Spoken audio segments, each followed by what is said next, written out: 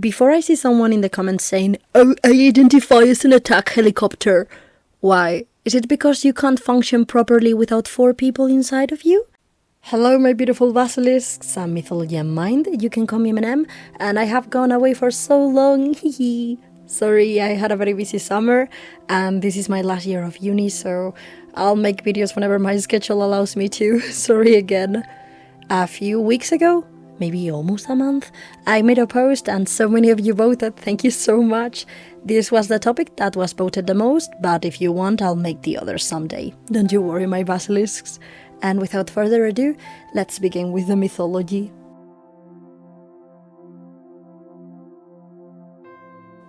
Tiresias was born on Thebe from a human shepherd called Deveres and the nymph Hariclus. They were a blind prophet who lived as both men and women. There are different versions about their changes of sex and their blindness, so let's get into the changes of sexes first. The first version goes that Tiresias was born as a man, and one day they were walking on Mount Silene when they saw 2 snakes copulating. I don't know why, don't ask me, but they thought that the best course of action was taking a stick and beating the snakes until they were separated. Hera punished Tiresias, maybe because she's an animals' rights advocate, or maybe because she was watching the action. I'm not king shaming. I'm no one to king shame. But how are they punished?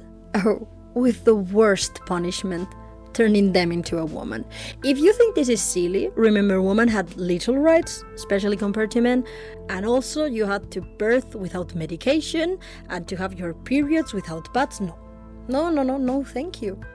Tiresias had the body of a woman for 7 years, became a priestess of Hera, and also they either got married and had a daughter, Manto, that also inherited their oracle abilities, or was a prostitute. Basically the 2 options you had back then. In their 8th year as a woman, they encountered the same snakes copulating again, and either left them alone or trampled off them. Both of those versions made them a man again as a reward. I don't understand how can, doing the thing you get punished from get you a reward. I don't know, it doesn't make any sense. The second version goes that Tiresias was born as a woman. When they were a child, Apollo took an interest in them and he started teaching them music in exchange for sex. A child, I repeat, a child. When they were older, they rejected Apollo and he turned them into a man so that they experienced sexual desire. Or maybe because that god is gay as fuck. In this myth, they are later turned into a woman again, we don't know how, then into a man by Hera, into a woman by Zeus, into a man by the Muses, into a woman by Aphrodite, and into a mouse by Hera too. Very confusing. Their blindness and oracle abilities have 2 other versions. When Tiresias was young, they caught Athena bathing on Mount Helicon, which is a recurring theme in Greek myths. In classic angry but why are you naked where people can find you goddess fashion, she put her hand in their eyes and made them blind. Heracles begged Athena to undo the curse, because she was part of the goddess cortege, but apparently she couldn't, just like me when I make people blind by bathing in public spaces.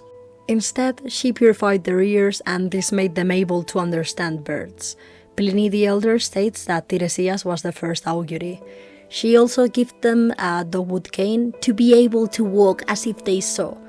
Girl, be so fucking for real. In the second and better known version of this myth, this is after they had encountered the snakes for the second time, Zeus and Hera were fighting about who gets more pleasure from sex, males or females, each defending that it is the other sex. And they called Tiresias to end the debate. They say that females enjoy it more. Obviously, Hera punishes them for having masochist preferences by taking their eyesight. Zeus, who is very boy-supporting boys, gave them their augury abilities and a long life of 7 generations, which to me would be worse than blindness. When would you retire? And are you physically able all that time, or are you just alive? Oh, and if you were wondering if they are relevant in any other myth, they appear in Heracles' youth to tell his dad about his semi-divine nature and how great he would be. They are the ones that tell Oedipus' dad that he would be killed by his child, which we had covered in another video. And well, they appear in some less better-known myths that occur in Thebes. If someone is reading the future in Thebes, it's probably Tiresias. They also appeared to Odysseus when he was in the Tartarus and they helped him. Oh, you wonder how they died? Some say due to their old age, others that while drinking water, others says that it was during a looting of thieves. Okay, yeah, the water one could be because they drank from a spring and were killed by one of Apollo's arrows, but the version I prefer states that it was because the water was very cold.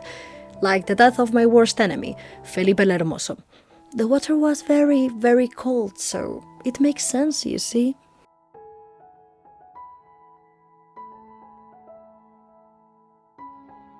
Okay, now we'll talk about how transsexuality and transsexual people have been classified in different psychology manuals.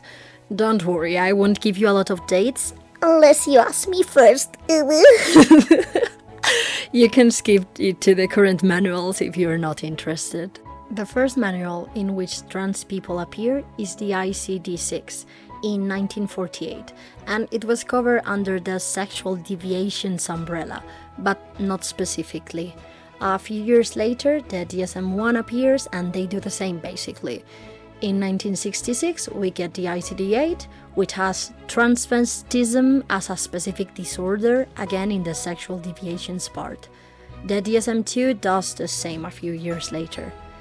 In 1978, Transexuality is added to the ICD-9, and 2 years after, the DSM-3 includes it too, but instead of a sexual deviation, now it's considered a sexual identity disorder, and they also create a category for children who present this behavior.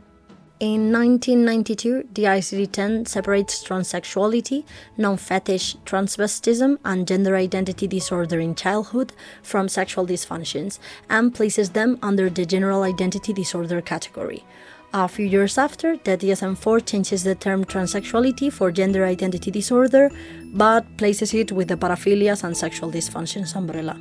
This brings us to now, where the ICD-11 has changed the name to gender incongruence, and it can be found in conditions related to sexual health. And in the DSM-5, it's now called gender dysphoria, and it's its own category. They both make the distinction between this in adulthood and in childhood, but as we're going to be centered in Tiresias, let's look at what the DSM-5 says about gender dysphoria in adults.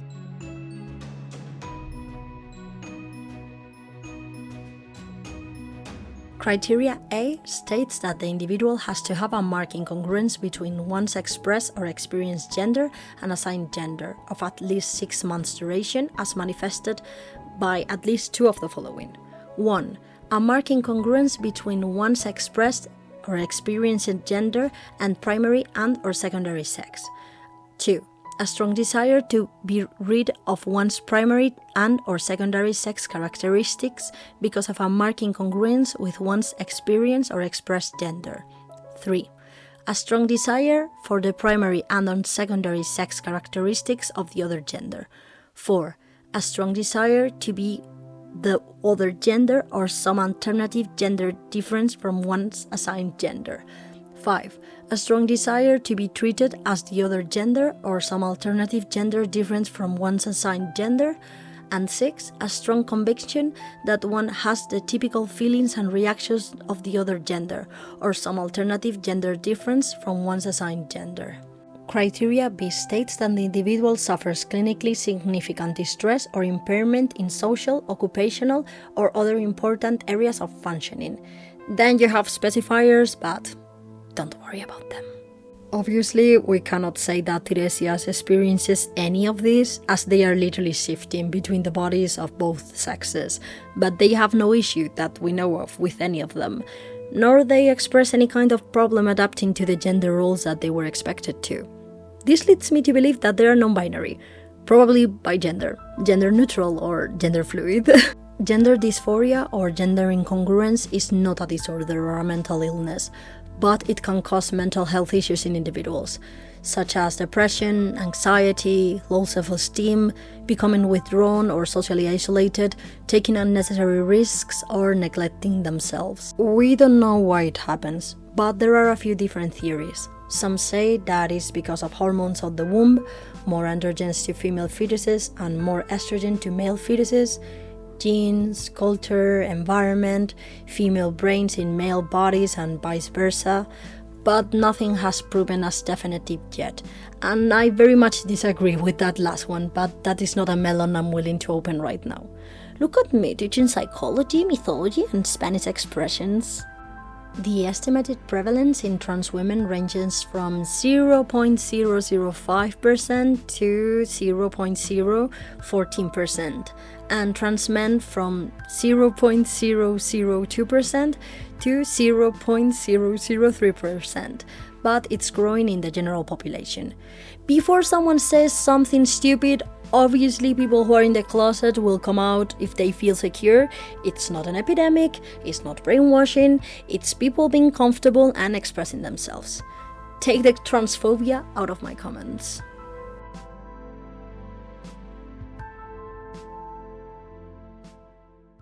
Hello again, my beautiful basilisks. I'm here with a special interview. Today, joining me, I have Drama TM. Hello, how y'all doing? He's a creator on YouTube. I'm going to link his channel so you can go check it out. And because he is one of my friends and a trans person, I thought it could be nice to interview them. So, how are you, Drama? Tell us. I'm very good, and I love talking about myself, so this is just right up my alley. Perfect. So I was thinking it would be far more interesting if you talked with us about how does gender dysphoria feel, at least for you, in your experience. Okay, so it feels fucking awful. I do not recommend it, actually. It kind of feels like when you're sick and you feel like there's something alien in your body that shouldn't be there. That's like being really annoying, and like you cannot focus on like life and stuff because it's really bothering you. It kind of feels like that, and it does affect more parts than you'd realize of your life, because you can think like, oh yeah, so I don't like having, like a big chest. My chest is annoying me, so I don't go to the pool. Usually when depicting gender dysphoria in the media, it's one of the typical scenes like, oh no, I can't wear a dress and I can't go to a pool. And that's like real, like, yeah, I feel it. Like, yeah, I don't want to go to the bloody fucking pool. But also it does affect like a lot more than you'd think, because I'm getting on the bus and I'm like, this person doesn't know if I'm cis or not. So if I don't speak and my voice doesn't sound like feminine or that kind of thing, then I might even pass. And it's like, even the act of speaking to the bus driver and being like, hello, it's like you're overthinking it like 1000%, and you're like, no, but what if I don't, or what if, and then you're just like blocked there trying to like not look like you're having a mental breakdown. So yeah, that's fun. And also in my case specifically, it does interact with like my sensory issues. So it's like, yeah, I'm wearing a binder and that helps a lot, but also the binder is really fucking uncomfortable. Mostly it's like the questioning and the, oh my god, if I do this, is this gonna like out me? Or if I do this, is this gonna be like, does this mean that I'm not trans or not trans enough in a way?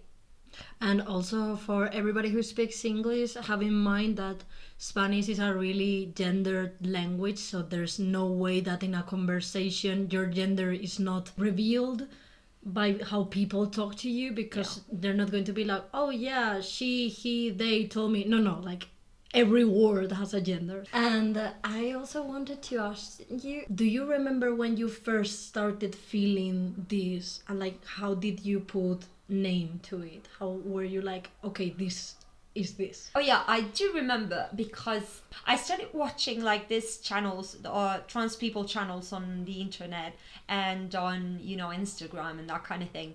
And I started seeing a lot of me in those people and being like, what? Like, is this not a thing for everybody? Like, I've been feeling this for fucking ages, because I didn't kind of have the language or the appropriate mindset to explore this, because I do remember being like, I don't know, 13 and being like absolutely terrified of people mentioning my chest, for example, Or I don't know, like when I started growing up and my parents were like, you should probably start dressing a bit more ladylike and like stop wearing the baggy clothes that you're wearing. And I was like, why? Why on earth would I do that? Like, that sounds uncomfortable and weird and I don't like it. A big part of my dysphoria is related to my chest and my voice. So I remember when my chest started growing and I was like panicked. And I was like begging my mom to get me a bra at minute 0 because I was like really uncomfortable with it. But obviously I didn't have the right frame for it. At that moment I was just like, this is bad. But like at the same time, pretty much everyone tells you that puberty is going to be a fucking shit show anyway. So I just assumed that it was part of that. I also remember when I first started getting my periods, I got super dysphoric, but I hid that I was having my period for like a year. Really? Because I did not want to deal with that situation. That's fucking crazy. And you had it pretty early, no? Yeah, I got my period when I was 11. Oh, shit. And for a whole year? Yeah, I hid it until I couldn't hide it anymore because I got my period in class. But this is gonna be super gross, so if you want to skip ahead just a couple of seconds. But like, I remember hiding my blooded knickers and like hiding them away in my room because I was like, I don't know what to do. Like, because I couldn't throw them away because then they would see them. My parents would see them, but also I couldn't just put them to wash. Yeah. So yeah, that was fun. That was a fun time. My cat's scratching things. If you hear weird noises, just assume it's my cat. We're not murdering anyone. It's just right cats. Now. Don't worry about it. And then afterwards, when I started seeing trans people talk about their experiences online, that's when I started being like, actually, I think that this rings kind of true. I do identify with this. And at first I came out as non-binary because fuck gender. And like, yeah, I maintain that. I will die on that hill. Gender is stupid. But at the same time, mine is very important actually. And I'm a boy. So yeah. But do you remember that meme that was like, I say that I was wrong and I'm dancing. Yeah. Oh, fuck, yeah, I know. So people were doing them like with like the flags. Yeah, I remember it. I should do one of those eventually. Because, yeah, I identify as a man. Oh, I also wanted to ask you before I forget, what would you say? Like, obviously we're going to be referring to Spain because it's where we live. Yeah. But can you tell us a bit about like your journey with medical transition? Well, my journey with medical transition has been more like a climbing a mountain than like a straight line, because once I came out as non-binary, I was interested in doing some gender affirming care. So I went to my primary physician and I said, hi, so I would like to be referred to the gender unit. And I was under the impression, because all the information that you can find about it was that there was only one in our whole, you could call it a state, I guess. Autonomous community. Yeah, basically. So I asked to be referred to the gender unit because, yeah, there's not only one, but there's like 2 or 3, so not much more. In all Madrid? Yeah. That's fucking crazy. Yeah. For reference, there's like 9 million people only in the capital city of the state, and there's like 3 gender affirming clinics. We don't even live in the city. No, we don't. I have to take you see, that is the journey. The journey is the fucking bus and the fucking tube that I need to take to get to the gender unit. And they were juggling you around for a year. Yes. The way that it works is that your primary care refers you, and then they call you. And they say, hey, you can have an appointment on this day. But since my primary physician, had no clue as to how to refer me, so that referral went to basically the ether. It went to nothing. And then afterwards, I called the hospital. That was the one that I knew about that had a gender clinic. And they were like, if you don't have a patient file, we cannot do that. So I did go with the papers for my referral to this hospital. And they were like, no, so this is not the hospital that you're supposed to go to. So you should go to this other hospital that's closest to you. And I was like, yes, but they don't have a gender clinic there. And they were like, I don't know. Then maybe ask in this other hospital, a third hospital. And let me tell you, this was not like a couple of days issue. No, This it was was- like months. It was almost a year. Yeah, it was almost a year until I finally got to the clinic. But this was months and months of me just running around different hospitals, being like, "Hey, can somebody please just chop my titties off?" Oh my god, but like, did your boyfriend approve that? Like, did he approve you to chop your titties off? Is your boyfriend okay with being Gay? And yes. Yes. Yes, he is.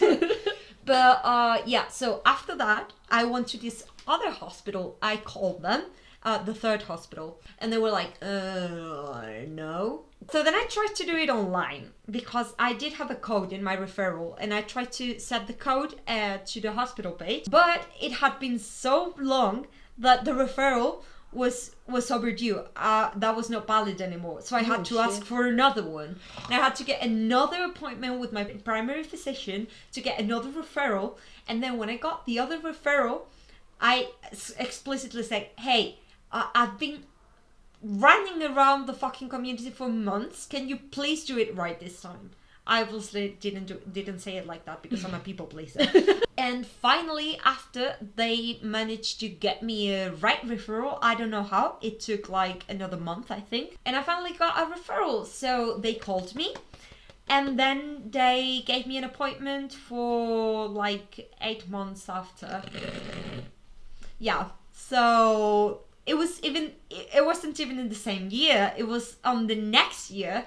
In total, I think it was, almost 2 years since I came out and went to my doctor, and I finally got to be included in the gender clinic. Then I went to the gender clinic, and the person that see me there is lovely, so that was amazing. I took my boyfriend with me because I was like very panicked. And fun fact, I'm also disabled because I couldn't choose just one thing to be discriminated against for. I wanted it all. And I'm very used to medical gaslighting, so I took my boyfriend there with me because I was like, no.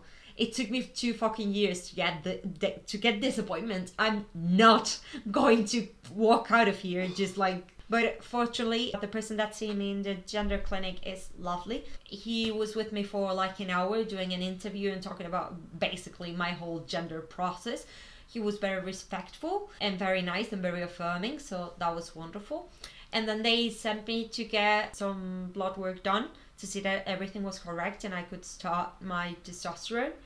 I started my testosterone and I started it with a very, very low dose because I wanted to make sure that that was something that I wanted, that this was related, like these feelings that I had were related to this and to, my gender dysphoria and not anything else. I wanted to be sure and take the little steps. Yeah. Because, again, another fun fact, I'm very neurodivergent and I don't do well with changes, especially sudden changes. So I wanted to take it slow. So I've been with a very, very low dose of testosterone for a while.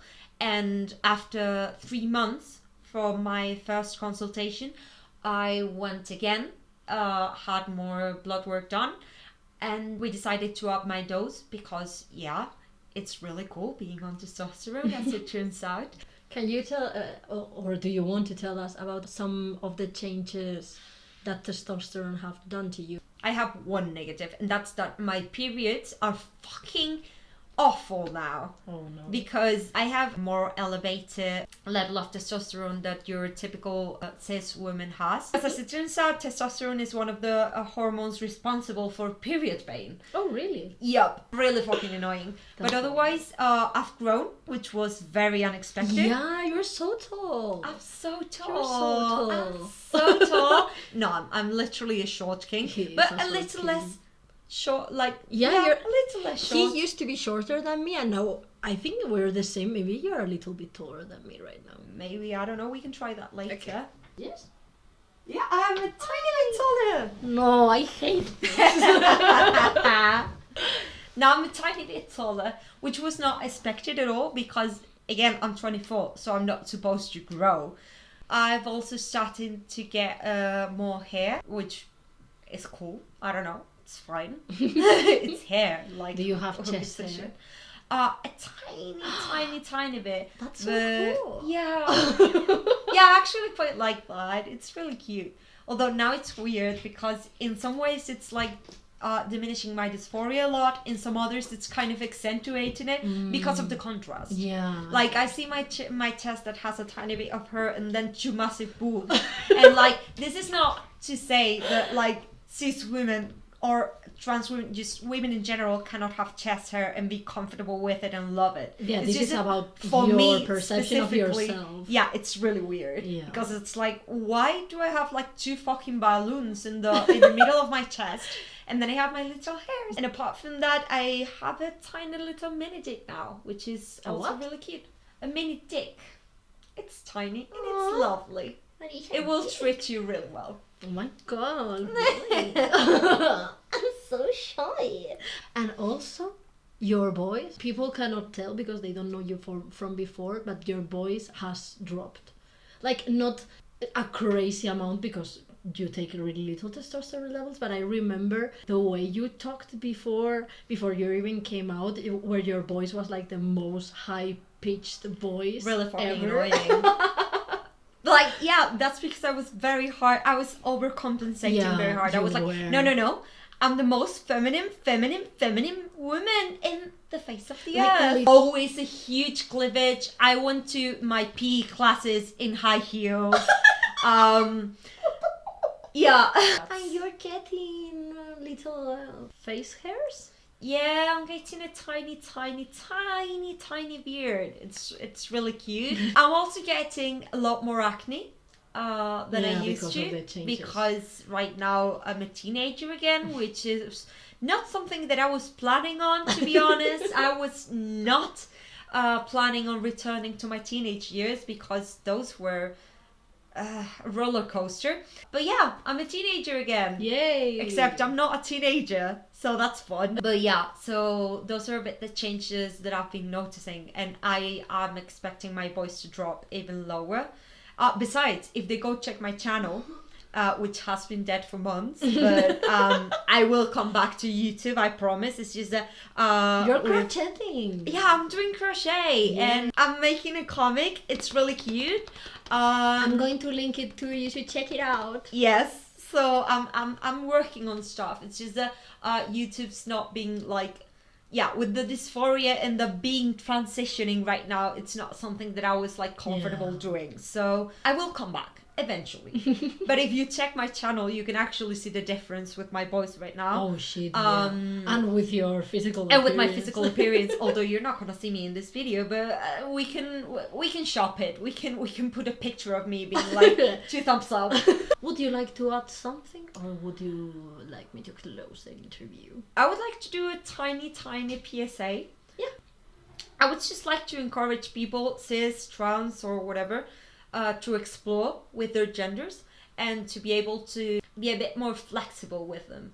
So to see what things fit, what things don't, and have just been like, be able to explore a bit with it and play with it and make it yours. Like, your gender is your bitch and not the other way around. Thank you very much for having me. This has been really fun. Thank you so much for coming to my interview. Thank you. Hugs. Abrazos. Thank you. And hugs to everyone else. Love you. Check out my comic. It's really cute. Okay, thank you so much, everybody. I don't know how to end this. I don't remember if I recorded something from the ending. So if I did not, have a nice RNH. Bye!